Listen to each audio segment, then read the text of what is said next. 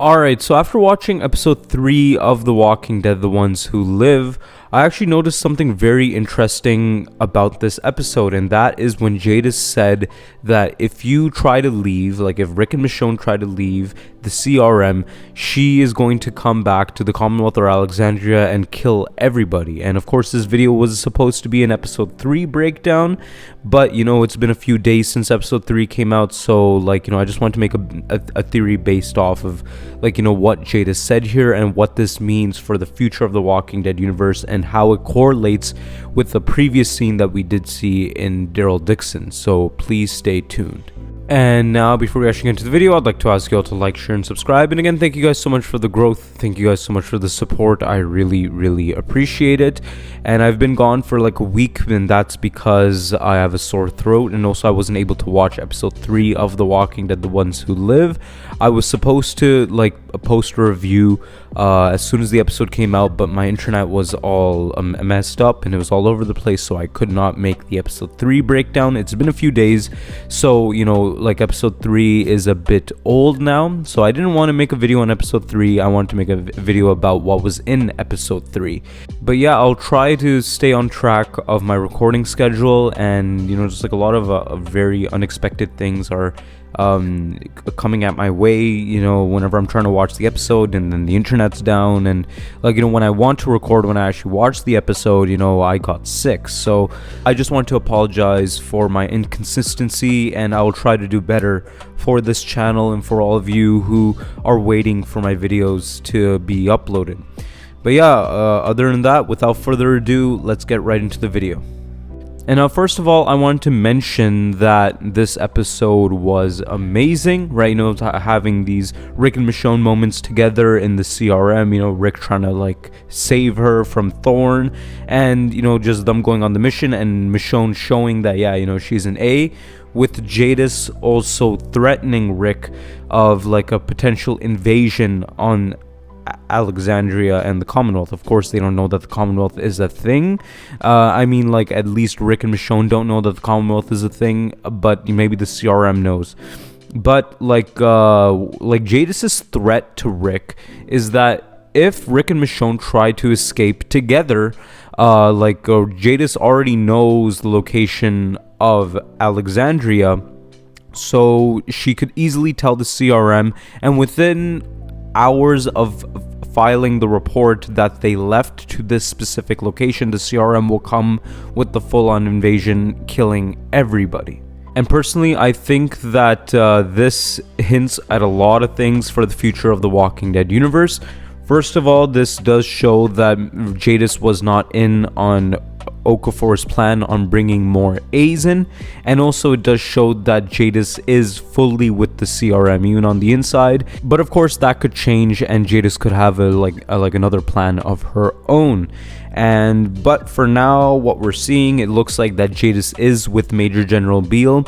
She fully believes in the CRM. She did say that in the flashback scene when she's talking to Rick, that she believes in what the CRM believes, and because they have a 500-year plan, right? That's one other thing I want to point out, that the CRM does have a 500-year plan on like just rebuilding the world and stuff like that, which she does truly believe in. And also she did explain that her and the CRM, like when Jadis was in charge of the scavengers, when she was the leader of that group, the CRM already had a deal with her that, you know, just to bring in more like bees in, and you know, to trade them off for supplies and stuff like that. That's what she was trying to do with Gabriel. That's what she was trying to do with Negan.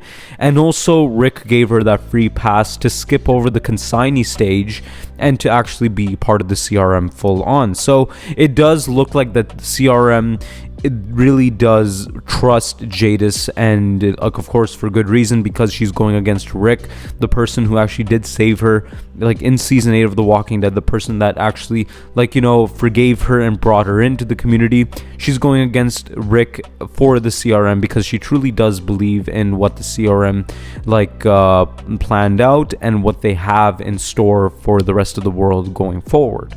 But the reason why Jadis made the threat to Rick was because like Rick and Michonne are together and they could do anything together. That's what she said.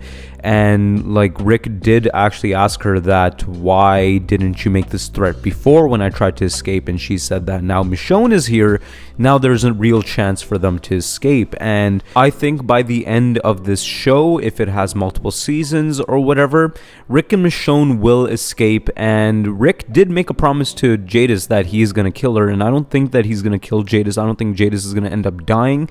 If the Walking Dead universe is going forward to this plan of a crossover series, I think the only way to do it is through Jadis. And of course, this show might end with Rick Michonne escaping the CRM and Jadis letting Major General Beale know that, you know, these two escaped and they went to Alexandria. I know the location, I could take you there.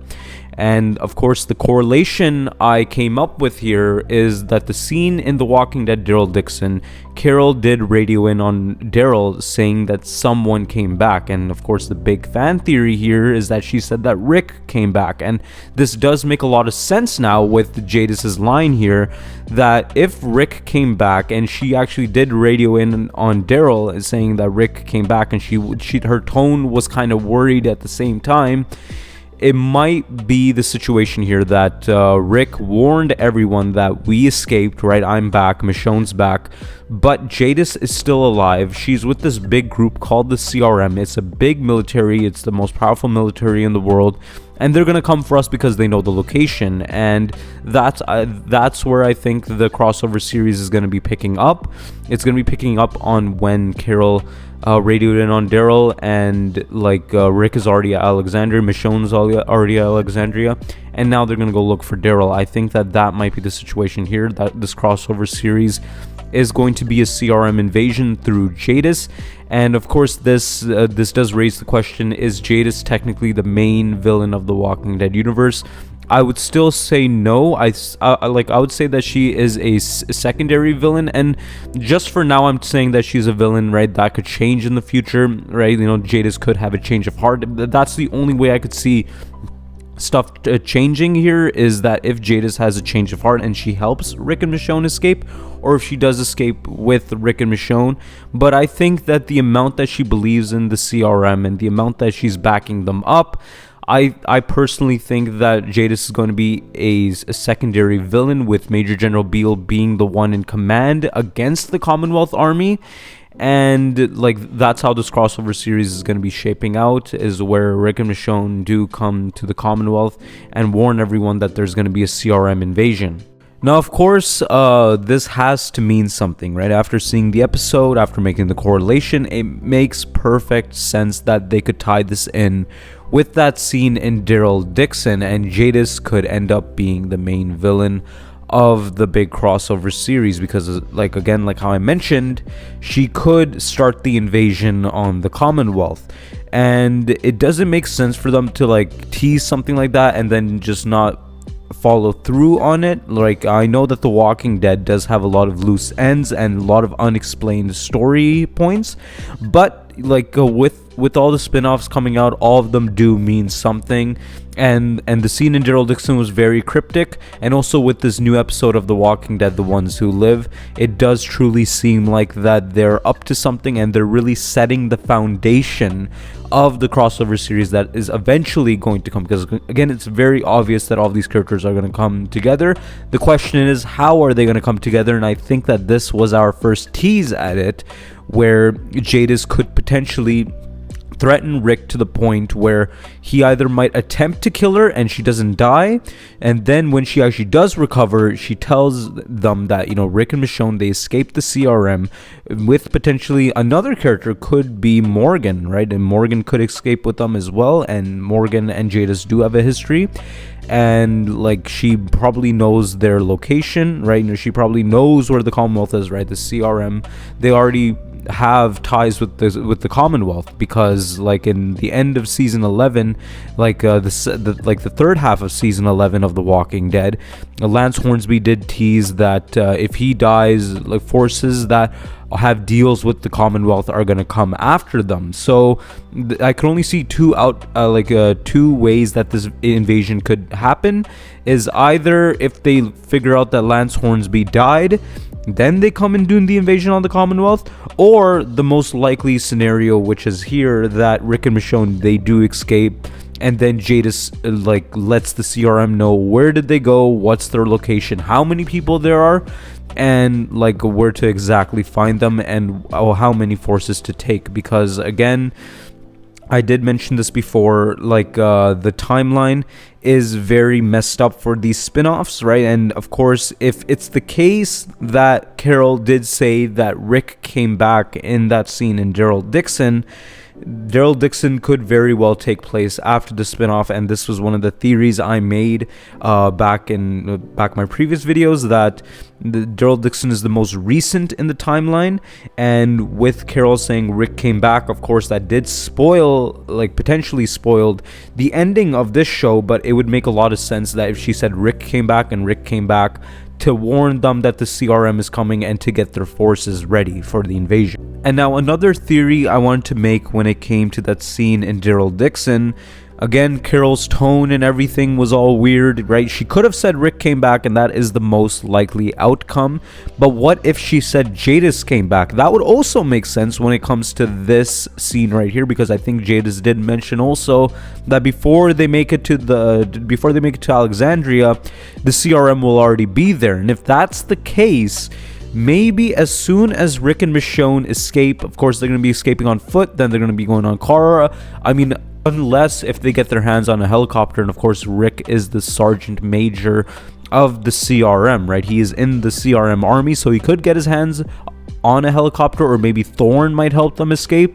But if it's the case that they have to run on foot and they have to go in car, it takes a while, right, to go all the way to Alexandria from the CRM. So again, like with the CRM, with their forces, them having a lot of helicopters, them having a lot of numbers, it could be the case that Jadis could make it there before them, and maybe the invasion starts before Rick and Michonne make it back to Alexandria. And maybe Rick and Michonne might come and they might see some dead friends of theirs, such as Gabriel, Ezekiel, Eugene. All of them could be dead by the time they come there. Who knows, right? That's just a theory at the end of the day. And now that's it for today's video. I'd like to ask you all to like, share, and subscribe. And again, thank you guys so much for the growth. Thank you guys so much for the support. I really, really appreciate it. And we have a goal in mind for 5,000 subscribers. So if you guys want to be part of that journey to 5,000 subscribers, please subscribe and like the videos. And also, I wanted to explain why my voice is a bit weird in this video, and that is because I'm sick. I have the flu and a sore throat.